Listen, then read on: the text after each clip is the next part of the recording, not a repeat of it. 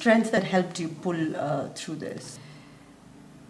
Well, I was raised by strong women, and this is funny. This is not spiritual at all. But on my saddest days, I would wear my best outfit, the highest heels, and the reddest lipstick I could find. And I'd just go out there and face the shit that was waiting for me. As I said, it's not very spiritual, but this is just how I soldiered on. And this is what I feel as most women do.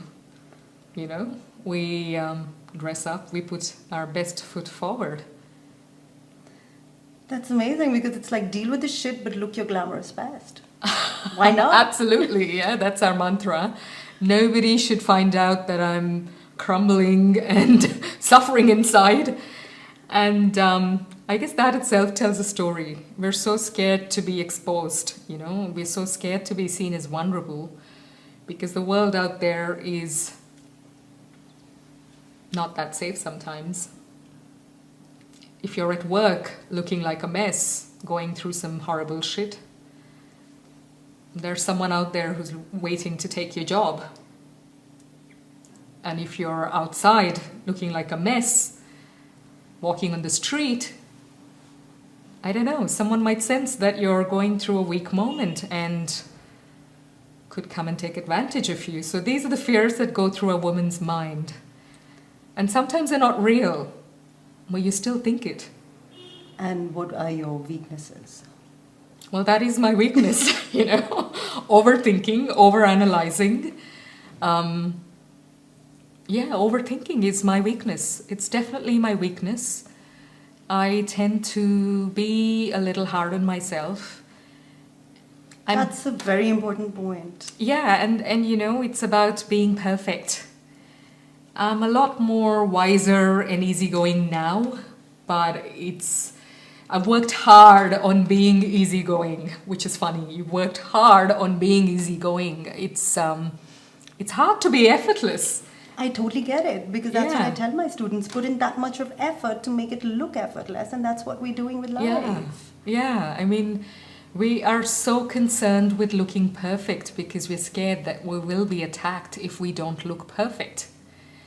And sometimes it's true, because the world is not perfect and it's not always safe. And so where do you find the balance? And what's your take on happiness? Well, happiness, I mean, you know, you can't be happy all the time is my take on happiness. When happiness comes, be happy. When sadness comes, be sad. I mean, the harder you try to hold on to one state of being, the more miserable you get. Or try to change it. Yeah, I mean, you know, there are ways to get happy these days. You know, you were talking about material things. If you're at a point where material things make you happy, go indulge in them. It's a choice. If family makes you happy, go spend time with family. Watching a movie makes you happy, chocolate, whiskey, you know, take your pick. Try to make yourself happy. It's something that you've got to create. Nobody's going to hand over happiness to you in a platter. But I also feel that, you know, we always think our life's going to be happy and perfect, but nobody really promises you that your life's going to be happy or perfect. And then when we have to deal with those things, that's when we feel, oh, we're having setbacks in life and things are not going right in our life, you know, and everyone's kind of searching outside for happiness. I mean, I do get when you say those things also give you happiness, but what is really happiness?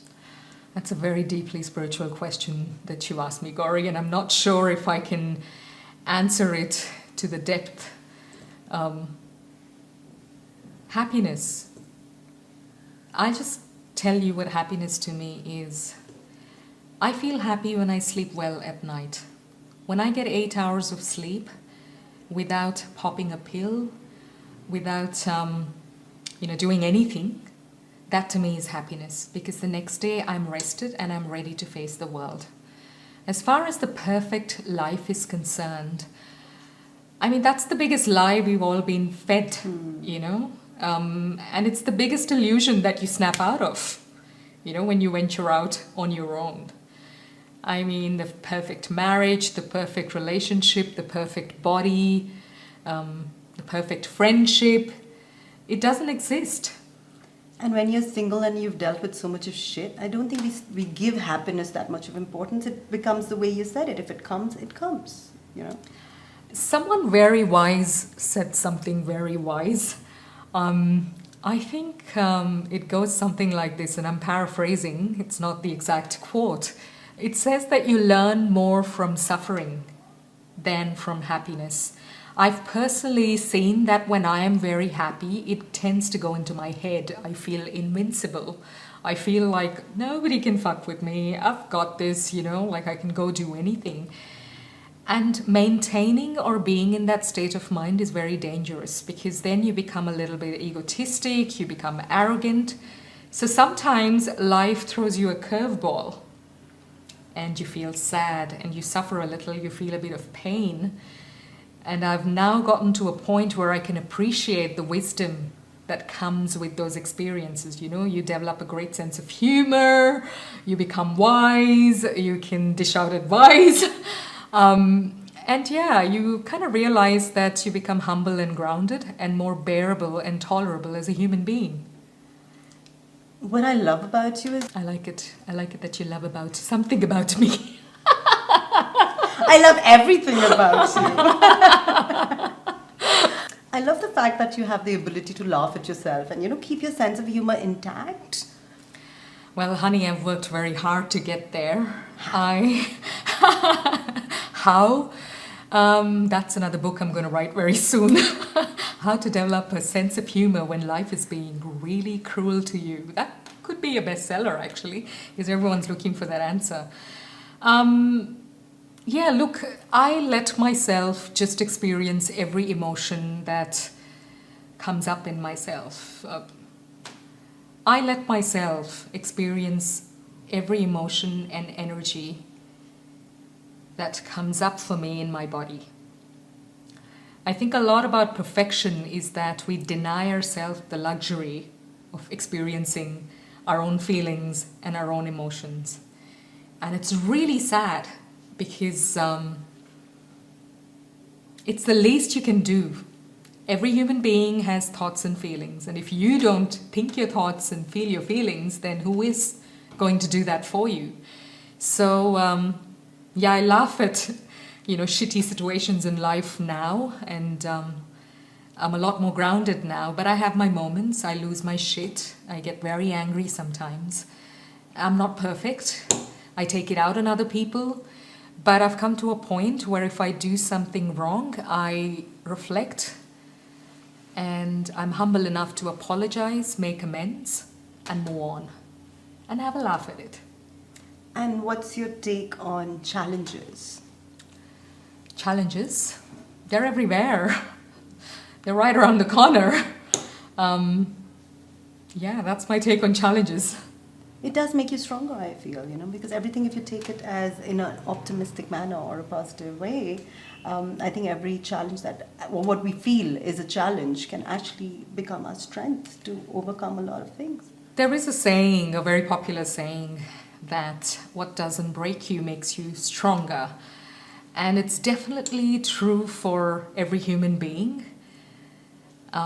But I'd say that, at times we get addicted to living a challenging life because a certain part of our ego feeds off that challenge and that struggle.